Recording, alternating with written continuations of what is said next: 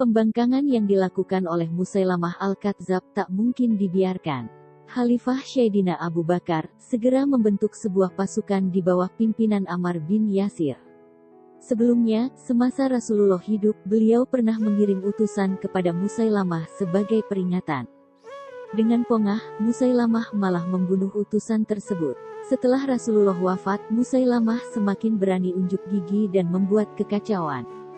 Segala upaya dilakukan untuk mengajak orang agar menjadi pengikutnya, semakin digalakkan. Tak heran, jika jumlah pengikutnya semakin lama semakin bertambah. Kepada mereka, ia menghalalkan berbagai larangan agama dan menggugurkan berbagai kewajiban. Di antaranya adalah zakat. Menurutnya, kewajiban zakat hanya berlaku semasa Rasulullah hidup. Setelah Rasulullah tiada, secara otomatis kewajiban zakat pun hilang. Untuk menghadapi pasukan kaum muslimin yang dikirim oleh Khalifah Abu Bakar, Musailamah segera menyiapkan pasukan yang berjumlah 2 kali lipat. Pertempuran dahsyat akhirnya tak terelakkan. Dengan kekuatan persenjataan yang lebih lengkap, pasukan Musailamah dapat memukul mundur pasukan di bawah pimpinan Ammar. Tidak sedikit prajurit muslim yang gugur sebagai syuhada.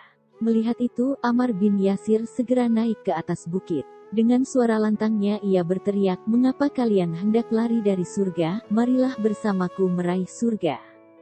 Mendengar seruan sang panglima yang membahana, pasukan Islam seolah mendapat tenaga baru.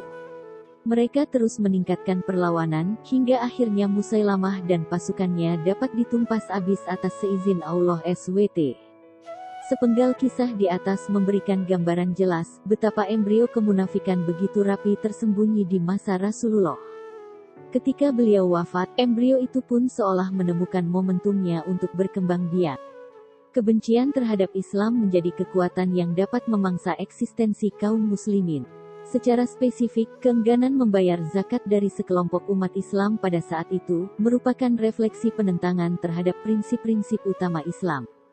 Tidak saja hal itu bermakna pelecehan, dalam jangka panjang, ia juga merupakan petaka bagi keutuhan umat Islam. Sebagai pemimpin umat, Khalifah Abu Bakar berusaha memandang jauh ke depan. Terbukti, keputusan beliau memerangi pembangkangan zakat dan orang-orang murtad di bawah komando Musailamah, mampu mengembalikan stabilitas keamanan dan kedamaian dalam tubuh umat Islam. Sejarah, seperti kata Ibnu Khaldun, kerap mengulang dirinya sendiri. Ia selalu menyisakan banyak pelajaran, hikmah dan tuntunan yang dapat dipetik oleh kaum muslimin. Saat ini, ketika dengung penegakan syariah begitu keras bergema, tidak sedikit suara-suara sumbang yang berupaya menghalangi usaha tersebut. Memang, pola tahrif, penyimpangan, takwil, interpretasi tanpa dalil syari, dan taktil, penghilangan makna adalah cara-cara yang akrab dilakukan oleh musuh Islam dan kaum munafik yang tidak ingin melihat Islam jaya. Mereka sadar, memusuhi umat Islam dengan senjata, hanya akan menjadi bumerang pahit buat mereka. Perang salib adalah contoh yang terlalu jelas tentang hal ini. Orang-orang munafik, laki-laki dan perempuan, sama saja satu dan yang lain. Mereka menganjurkan yang munkar dan melarang yang ma'ruf. Mereka menggenggam tangan mereka, kikir, dan lupa kepada Allah SWT, oleh karena itu Allah lupa kepada mereka. Sungguh, orang munafik itulah orang yang fasik. Quran Surah At-Taubah ayat 67. Selain itu, sikap Khalifah Abu Bakar memerangi para pembangkang zakat menunjukkan urgensi kedudukan zakat dalam tata kenegaraan Islam. Sebagai salah satu rukun Islam, zakat sering disebut dalam Al-Quran bergandengan dengan solat. Jika solat membangun hubungan yang kuat dengan Allah SWT sebagai pencipta manusia, sebaliknya, zakat mengeratkan jalinan kasih antar sesama muslim. Memang, fitrah manusia selalu mengharapkan kasih sayang Allah SWT. Pada saat bersamaan, hubungan sosial yang hangat dan damai, merupakan hajat mutlak manusia. Zakat akhirnya tidak sekedar ibadah yang wajib dilakukan, tapi juga mampu menghilangkan jurang kesenjangan di tengah masyarakat. Pada dua arus ini, visi Islam sebagai rahmat bagi alam semesta dapat terwujud. Keputusan Abu Bakar R.A. yang menolak pemisahan antara solat dan zakat mencerminkan visi integral beliau dalam memahami dan menegakkan Islam. Sebelumnya, keputusan itu sempat diinterupsi oleh Sayyidina Umar.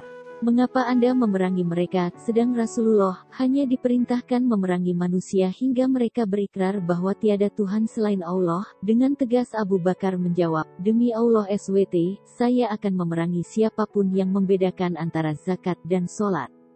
Demi Allah SWT, seandainya mereka tidak mau memberikan seutas tali yang biasa mereka berikan semasa Rasulullah hidup, saya pasti memerangi mereka. Melihat ketegasan yang terpancar kuat dari wajah sang khalifah, Umar menyadari kebenaran kata-kata beliau.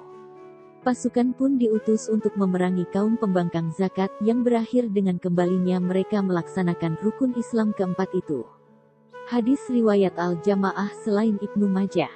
Bagi Abu Bakar, persoalannya tidak terletak pada besar kecilnya nilai zakat yang dibayarkan, tapi pengingkaran terhadap ajaran Islam oleh orang-orang yang masih mengaku dirinya Muslim.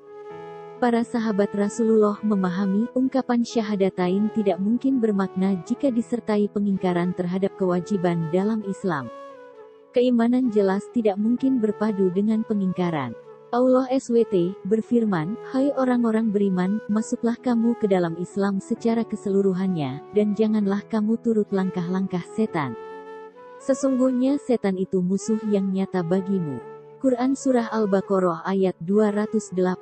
Akhirnya, visi Islam sebagai rahmat bagi semesta alam, dapat terwujud secara maksimal jika diwadahi oleh sebuah khilafah.